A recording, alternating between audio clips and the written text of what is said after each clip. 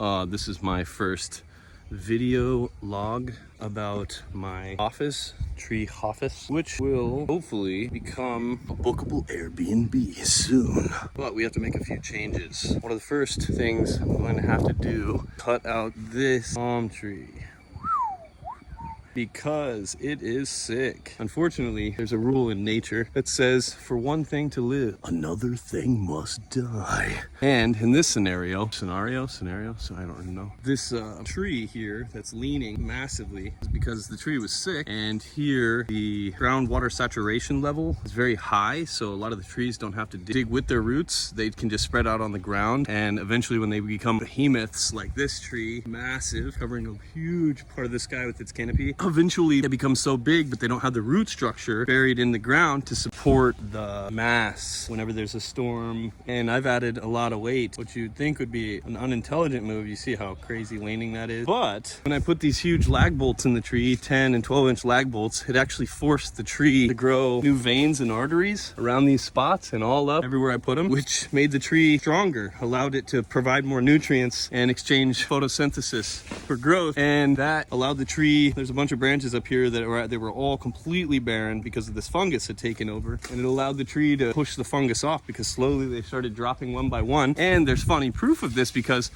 when this tree, the treehouse tree, was dying, this palm tree like had a whole open canopy and was doing really well, had coconuts.